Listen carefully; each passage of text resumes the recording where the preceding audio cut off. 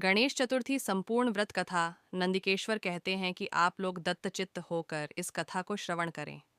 भादों शुक्ल चतुर्थी को सदैव सावधानी पूर्वक गणेश जी के शुभदायक व्रत को करें।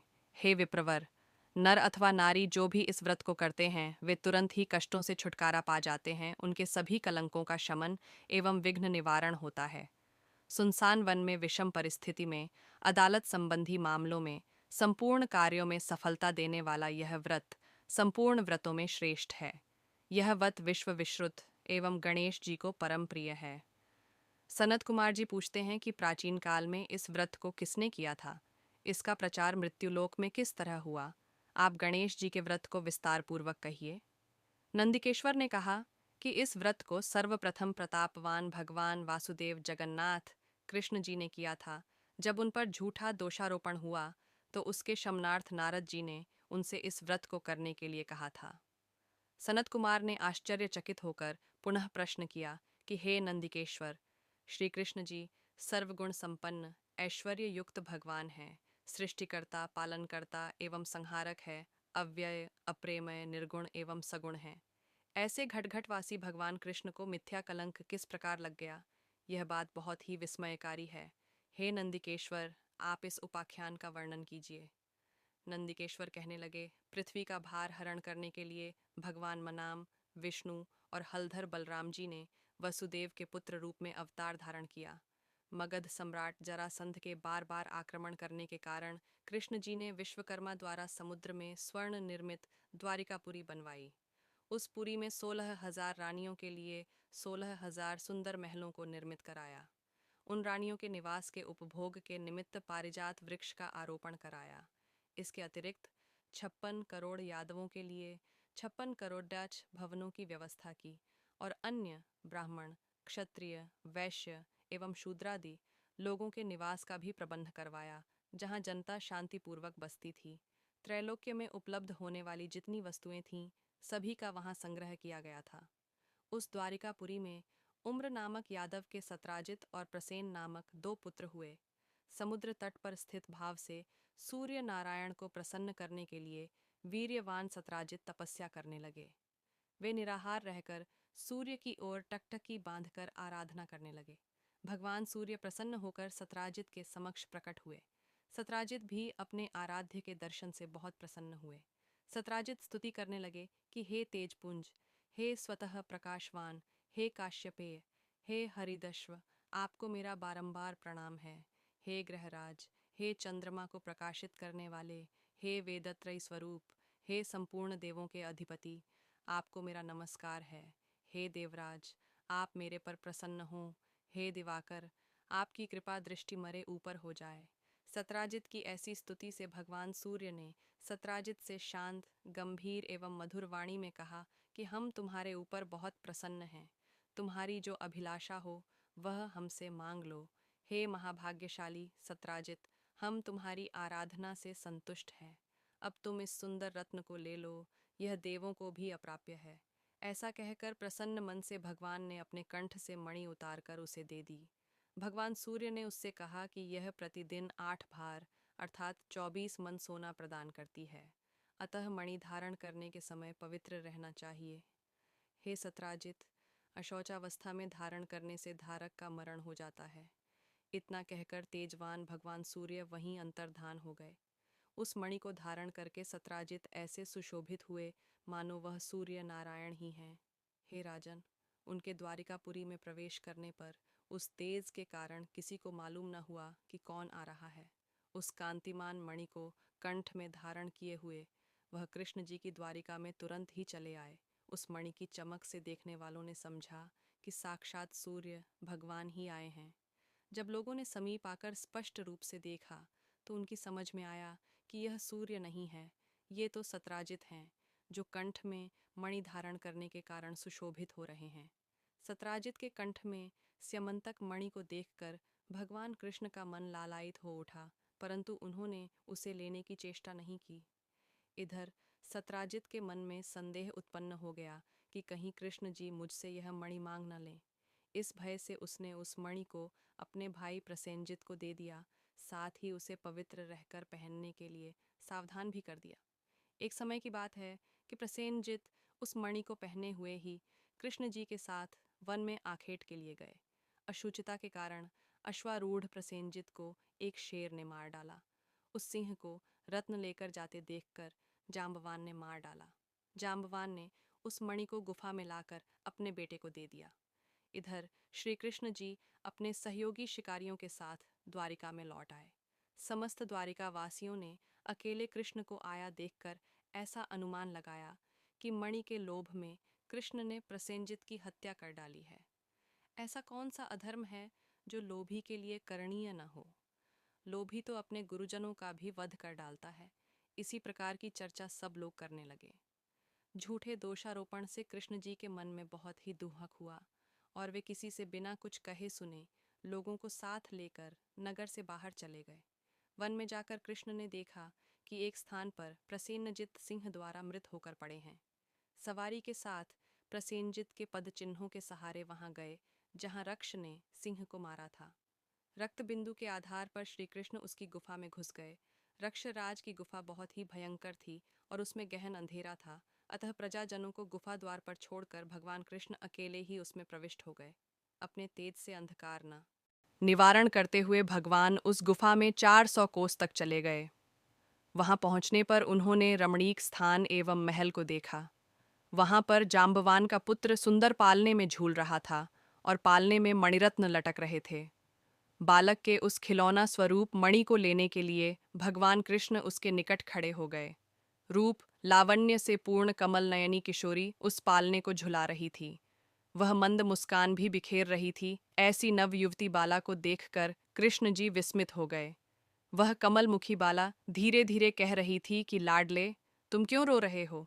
देखो, प्रसेनजित को सिंह ने मार डाला और सिंह को हमारे पिताजी ने मारकर यह स्यमंतक मणि तुझे खेलने के लिए ला दी है। कमल नयन भगवान कृष्ण को देखकर वह वाला कामातुर होकर धीरे धीरे प्यार भरी बात कहने लगी कि मेरे पिता की दृष्टि पड़ने से पहले ही आप यहाँ से चले जाइए।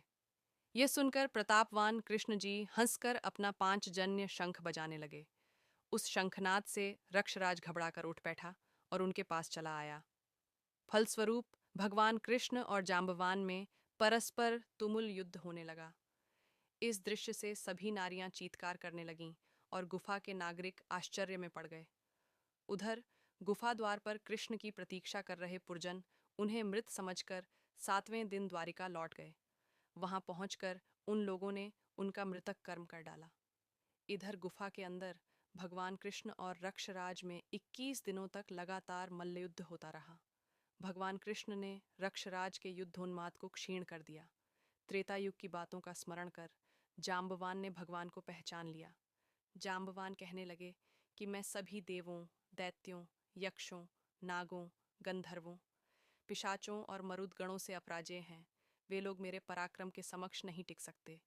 हे देवाधिदेव, आपने मेरे पर विजय पाई है। इससे आपका देवाधिपति होना निश्चित है। मैं समझ गया कि आप में भगवान विष्णु का तेज है। किसी अन्य में इतना बल नहीं हो सकता। जिसके किंचित कृपा कटाक्ष से चारों पदार्थ सुलभ हो जाते हैं, उसके किंचित रोष से खड्डयाल, मगरमच्छ आदि जीव व्याकुल हो गए और अथाह सागर भी विक्षुब्ध हो उठा। उस सागर ने अपनी धृष्टता के लिए क्षमा याचना की और सेना के लिए मार्ग प्रदान किया। आपने सेतु बांधकर अपने यश को उज्ज्वल किया और सैन्य दल के साथ लंका पर आक्रमण करके राक्षसों का अपने बाणों द्वारा शिरच्छेदन किया। आप त्रेता युग के वही धनुर्धारी राम हैं। हे महाराज, जब जाम्बवान ने पहचान लिया तो उससे देवकी नंदन श्री कृष्ण जी कहने लगे। भगवान कृष्ण रक्षराज के मस्तक पर अपना कल्याणकारी हाथ फेरते हुए उससे प्रेम पूर्वक कहने लगे, हे रक्षराज, इस मणि के कारण मुझे झूठा कलंक लगा है। उसी कलंक के निवारणार्थ मणि प्राप्त करने के लिए मैं तुम्हारी गुफा में आया है। भगवान की बात सुनकर जाम्बवान ने प्रसन्नता पूर्वक अपनी कन्या जाम्बवती को उन्हें समर्पित करके दहेज स्वरूप मणि भी दे दी। भगवान कृष्ण ने कन्या और मणि ग्रहण कर जाम्बवान के दुर्लभ ज्ञान का उपदेश देकर जाने का विचार किया। भगवान कृष्ण के जाने से पहले जाम्बवान ने अपनी कन्या का पाणी ग्रहण उनके साथ कर दिया।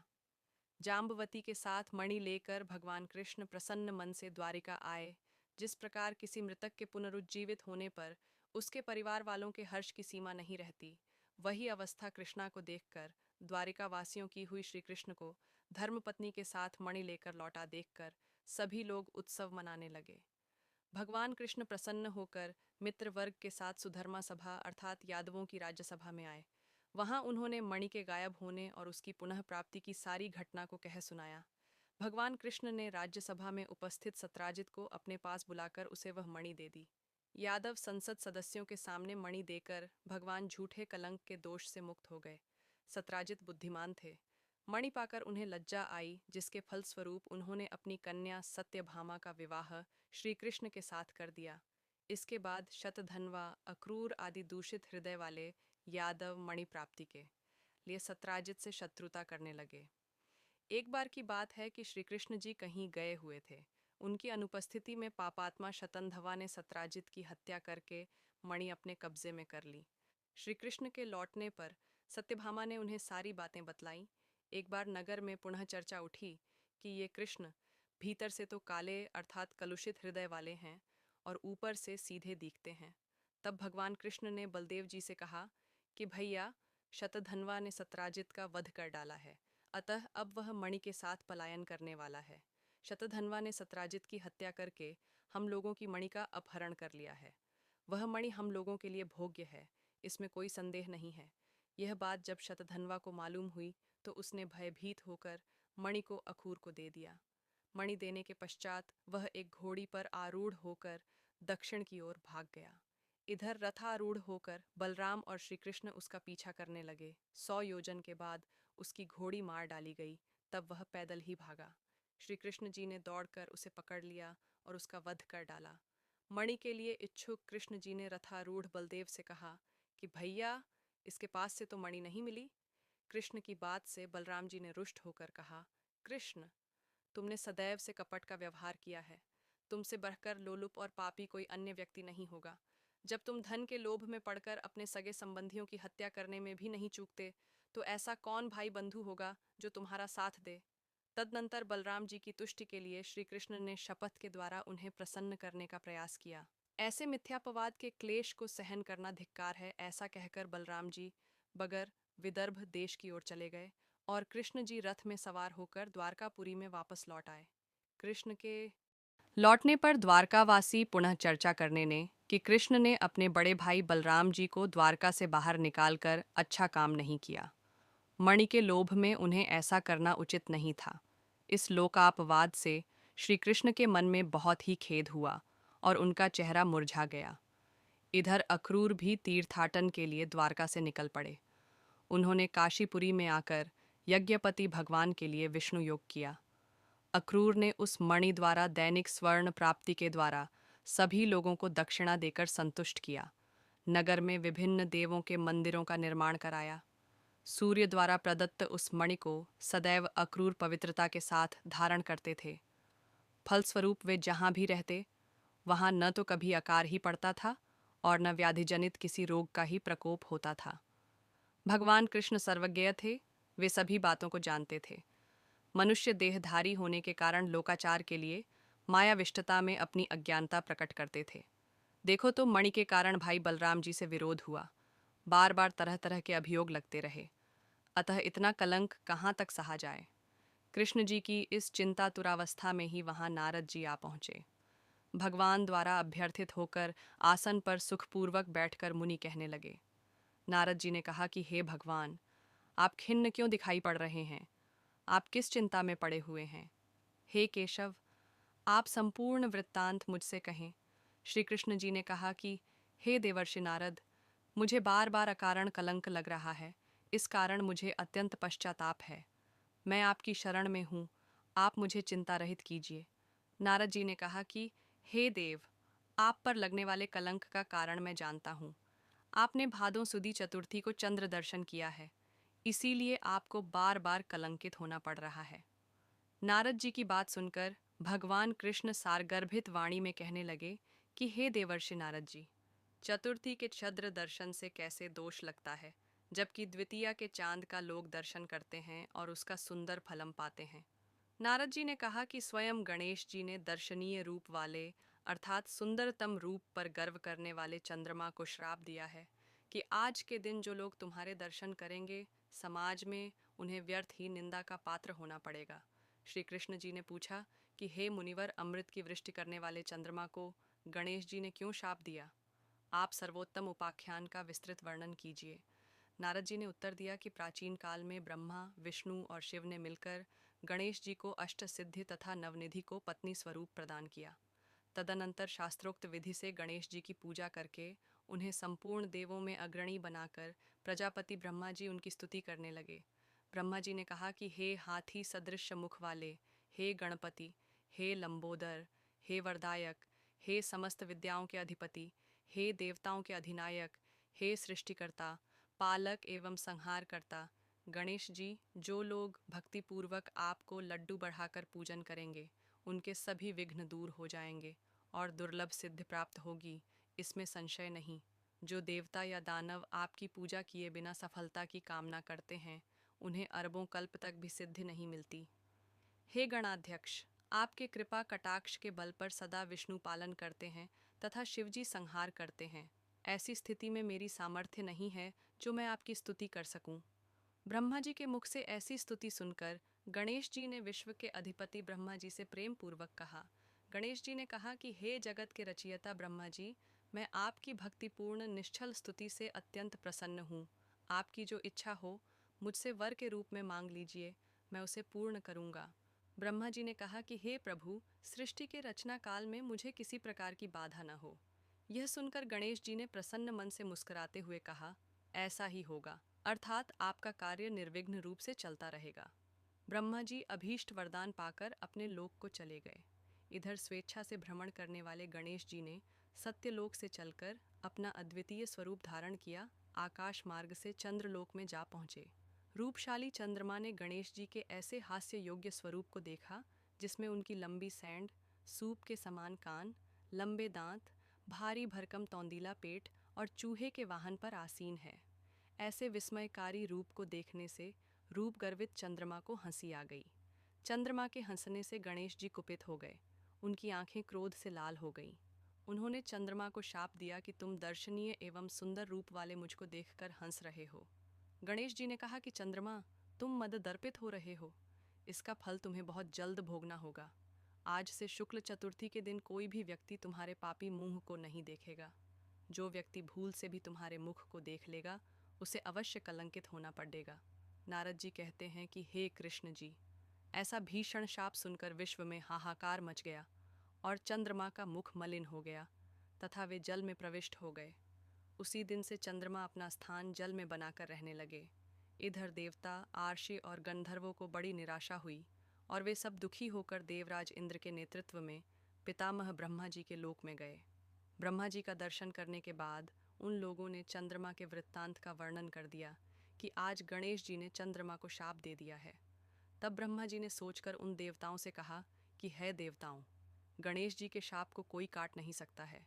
न तो मैं ही काट सकता हूँ और न विष्णु। इंद्रादि देवता ही ऐसा निश्चय जानिए। इसलिए हे देवों, आप उन्हीं की शरण में जाएं। वे ही चंद्रमा को शाप मुक्त कर सकते हैं। देवताओं ने पूछा कि हे पितामह, हे अतीव बुद्धिशाली, हे प्रभु, किस उपाय से गजानन प्रसन्न होकर वर देंगे? आप उसी उपाय को बतलाइए। ब्रह्मा जी ने कहा कि गणेश जी का पूजन विशेषतया कृष्ण चतुर्थी को रात्रि में यत्नपूर्वक करना चाहिए। शुद्ध घी में उन्हें मालपुआ, लड्डू आदि बनाकर भोग लगाना चाहिए। स्वयं भी इच्छापूर्वक मिष्ठान्न, हलवा, पूरी, खीर आदि का भोग लगाकर प्रसाद ग्रहण करना चाहिए। ब्राह्मणों को दान स्वरूप गणेश जी की स्वर्ण प्रतिमा देनी चाहिए। शक्ति के अनुसार दक्षिणा दें। धन रहते हुए कृपणता नहीं करनी चाहिए। पूजन व्रतादि की विधि जानकर सब देवताओं ने देवगुरु बृहस्पति को भेजा और उन्होंने चंद्रमा के पास जाकर ब्रह्मा जी की बताई हुई विधि सुनाई। चंद्रमा ने ब्रह्मा जी की बताई हुई विधि के द्वारा गणेश जी का व्रत एवं पूजन किया, जिसके फलस्वरूप प्रसन्न होकर भगवान गणेश जी प्रसन्न हो गए। अपने सम्मुख गणेश जी को कीड़ा करते हुए देखकर चंद्रदेव उनकी स्तुति करने लगे। चंद्रमा ने कहा, है विभो, आप समस्त कारणों में आदि कारण, आप सर्वज्ञ एवं सबके जानने योग्य हैं। आप मुझ पर प्रसन्न होइए। हे देवाधिपति, हे जगन्निवास, हे लंबोदर, हे वक्रतुंड, हे गणेश जी, हे ब्रह्मा विष्णु से पूजित, मैंने गर्व के कारण आपका उपहास किया था, उसके लिए मैं आपसे क्षमा प्रार्थी हूँ। आप मुझ पर प्रसन्न होइए। हे गणेश जी, जो आपकी पूजा न करके अर्थ सिद्धि की इच्छा रखते हैं, वे वास्तव में मूर्ख और संसार में अभागे हैं। मुझे अब आपके संपूर्ण प्रभाव का ज्ञान हो गया है। जो पाप आत्मा आपकी पूजा से विमुख रहते हैं, उन्हें नर्क में भी स्थान नहीं मिलता। चंद्रमा द्वारा ऐसी स्तुति सुनकर गणेश जी हंसते हुए मेघ के समान गुरु गर्जना में बोले। गणेश जी ने कहा कि हे चंद्रमा, मैं तुम्हारे ऊपर प्रसन्न हूँ। तुम्हारी जो इच्छा हो वह तुम मुझसे वरदान के रूप में मांग लो, मैं तुम्हें देने के लिए एक तैयार हूँ। चंद्रमा ने कहा कि मेरा दर्शन सभी लोग पुनः पूर्ववत करने लगे। चंद्रमा ने कहा कि हे गणेश्वर, आपकी कृपा से मेरे पाप शाप दूर हो जाएं। यह सुनकर गणेश जी ने कहा कि हे चंद्र, मैं तुम्हें इसके बदले दूसरा वरदान दे सकता हूँ, किंतु यह नहीं दे सकता। विघ्नेश्वर गणेश जी के ऐसे वचन को सुनकर ब्रह्मादि देवगण अत्यंत भयभीत होकर भक्तवत्सल गणेश जी की प्रार्थना करने लगे। देवता लोग निवेदन करने लगे कि हे देवाधिदेव, आप चंद्रमा को शाप मुक्त कर दें। यही वरदान हम सभी आपसे चाहते हैं। आप ब्रह्मा जी के बड़प्पन का विचार कर चंद्रमा को शापामुक्त कर दें। देवताओं की बात सुनकर गणेश जी ने बड़े ही आदर के साथ कहा कि आप लोग मेरे भक्त हैं, अतः मैं आप लोगों को अभीष्ट वर प्रदान करता हूँ। गणेश जी ने कहा कि जो लोग भादों सुदी चौथ को चंद्रमा का दर्शन करेंगे, उन्हें मिथ्या कलंक तो अवश्य ही लगेगा, इसमें कोई भी संदेह नहीं है। किंतु महीने के आरंभ में शुक्ल द्वितीया के दिन जो व्यक्ति हर महीने में निरंतर तुम्हारा दर्शन करते रहेंगे, उन्हें भादों सुदी चौथ के दर्शन का दुष्परिणाम नहीं भोगना होगा। नारद जी कहते हैं कि हे कृष्ण, तभी से द्वितीया के दिन सब लोग आदर पूर्वक चंद्र दर्शन करने लगे। स्वयं गणेश जी ने द्वितीया के चंद्र दर्शन की महत्ता का वर्णन किया है।